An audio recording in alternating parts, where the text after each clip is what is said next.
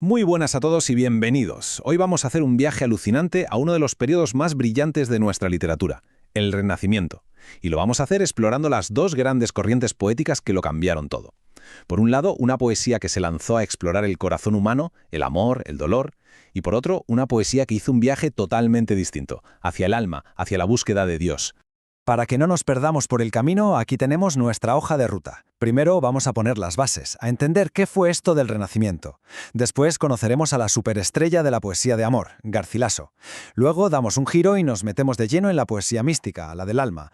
Veremos quiénes eran sus maestros y al final pondremos las dos corrientes cara a cara para entenderlo todo de maravilla. ¿Empezamos? Pues vamos a ello. Venga, empezamos por el principio de todo. El Renacimiento, que lo situamos en los siglos XV y XVI, fue mucho más que nuevo estilo de arte. Fue de verdad un cambio de chip total. Una revolución en cómo la gente entendía la vida, la ciencia y sobre todo cuál era su propio lugar en el universo. Y mirad, aquí está la clave de todo el asunto. En la Edad Media, el pensamiento era teocéntrico. O sea, Dios era el centro y la explicación para todo. Fácil. Pero llega el Renacimiento y ¡zas! Giro de 180 grados. Pasamos al antropocentrismo. Ahora, el ser humano, con su inteligencia, sus emociones y su arte, se pone en el centro del foco. Es un cambio de mentalidad brutal, de verdad. Y el motor de ese cambio fue una corriente de pensamiento que llamamos humanismo. ¿Qué hicieron los humanistas? Pues básicamente redescubrieron los tesoros de la cultura clásica, de Grecia y de Roma. Se pusieron a leer a sus filósofos, a flipar con su arte, y se dieron cuenta del increíble potencial que tenía el ser humano para conocer, para crear, para sentir. Entonces, claro, este nuevo enfoque lo cambia todo. En la poesía, de repente, se empieza a hablar un montón de mitología, de una naturaleza perfecta y sobre todo del amor. Hasta el ideal de persona cambia. Ya no se admira solo al guerrero, sino al cortesano, un tipo que era tan bueno con la espada como escribiendo un poema. Y todo esto pensad mientras Gutenberg inventaba la imprenta y Copérnico decía que la Tierra giraba alrededor del Sol. Una locura de época. Muy bien, con este escenario ya montado, entramos en la primera gran revolución poética, la del amor humano. Y aquí el protagonista absoluto, el que lo cambió todo, es Garcilaso de la Vega. Él fue quien trajo a España una manera de escribir sobre el amor mucho más moderna, elegante y profunda, inspirándose en los poetas italianos. Es que Garcilaso era el ejemplo perfecto de hombre del Renacimiento. Fijaos, era soldado del emperador Carlos I, un tipo de acción, pero a la vez un poeta con una sensibilidad increíble. En uno de sus viajes a Italia entró en contacto con su poesía y, básicamente, la importó a España. Y a partir de ahí, la poesía española ya nunca volvería a ser la misma. ¿Y qué fue lo que trajo de Italia? Pues sobre todo la influencia de un poeta llamado Petrarca. De repente la poesía española se llenó de pastores tristes que se lamentaban de su mal de amor en paisajes idílicos, lo que se conoce como locus amoenus, un lugar agradable, vamos. El tema estrella es el amor no correspondido, ese que duele. Y también recuperó ideas clásicas como el famoso Carpe Diem, oye, aprovecha el momento que la vida vuela. Pero ojo, que no solo trajo temas nuevos, también trajo nuevas formas, nuevas herramientas para escribir. Garcilaso introduce en España el soneto, que son 14 versos perfectos para desarrollar una idea compleja, y la lira, que es una estrofa mucho más musical. Es como si de repente les hubiera dado a los poetas una nueva caja de herramientas, mucho más sofisticada para expresar todo lo que sentían. De acuerdo, ya hemos visto la revolución del corazón. Pero es que al mismo tiempo, en la misma época, estaba ocurriendo otra revolución, quizá más silenciosa pero igual de potente, la del alma. Mientras unos poetas miraban hacia el amor humano, otros iniciaron un viaje hacia adentro para intentar describir su camino espiritual hacia Dios. Y esto no pasa por casualidad. Este tipo de poesía religiosa, que llamamos ascética y mística, surge con muchísima fuerza en la segunda mitad del siglo XVI. Es la España de Felipe II, en plena contrarreforma católica. El ambiente era de un fervor religioso muy intenso, y claro, la poesía se convirtió en la forma perfecta para canalizar toda esa espiritualidad.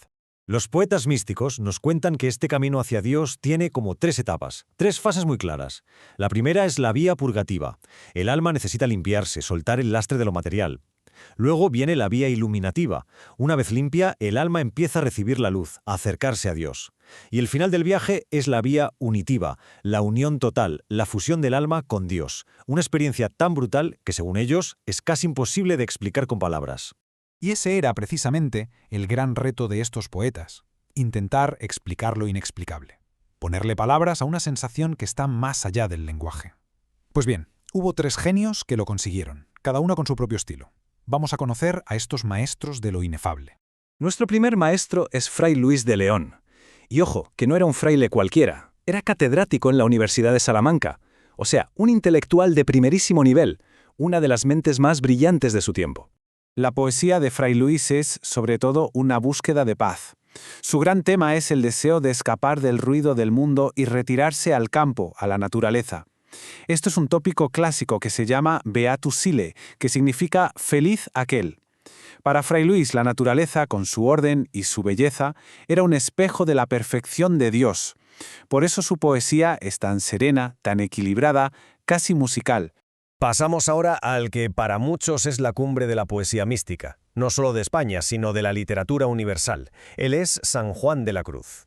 Lo increíble de San Juan es que él se atreve a describir la última fase, la vía unitiva, la fusión con Dios. Y para hablar de algo tan abstracto, ¿qué hace? Pues tiene una idea genial, usar una metáfora que todos entendemos, la del amor de pareja. En sus poemas, el alma es la amada que en medio de la noche se escapa para encontrarse con su amado, que es Dios. Su lenguaje parece muy sencillo, pero cada palabra es un símbolo potentísimo, con un significado espiritual enorme. Y nuestra tercera figura es una mujer absolutamente fuera de serie, Santa Teresa de Jesús. Fue monja, una grandísima reformadora de la Orden del Carmelo y, atención, la primera mujer en la historia en ser nombrada doctora de la Iglesia. Casi nada. El enfoque de Santa Teresa es un poco distinto. Es más práctico, más didáctico. Ella lo que quiere es enseñar a los demás, sobre todo a sus monjas, cómo rezar, cómo pueden ellas también acercarse a Dios. Por eso su estilo es súper directo, muy cercano, como si te estuviera hablando a ti. Usa un lenguaje sencillo y ritmos muy populares, casi como de canciones, para que su mensaje le llegara a todo el mundo. Perfecto. Pues ya hemos recorrido los 2 grandes caminos de la poesía en el Renacimiento. Para que todo quede súper claro, vamos a hacer un último resumen, poniendo a los 2 equipos frente a frente para ver bien sus diferencias. A ver, resumiendo. Por un lado, tenemos la poesía de Garcilaso, la profana. Se inspira en Italia y su tema es el amor humano, con sus alegrías y sus penas, buscando siempre la elegancia. Y por otro, la poesía mística, la religiosa. Su inspiración es la fe y su tema es el viaje del alma para unirse con Dios. O sea, un camino es hacia afuera, hacia los sentimientos humanos, y el otro es hacia adentro, hacia lo espiritual. 2 viajes distintos, pero ambos, en el fondo, intentando explorar las experiencias más profundas del ser humano. Y para terminar, os dejo con una pregunta para pensar. Después de haber visto estos 2 viajes tan potentes que nos propuso el Renacimiento, el del corazón y el del alma, ¿con cuál de los 2 conectamos más hoy en día? Es curioso ver cómo las grandes preguntas que se hacían hace 500 años, en el fondo, siguen muy vivas. Muchísimas gracias por vuestra atención.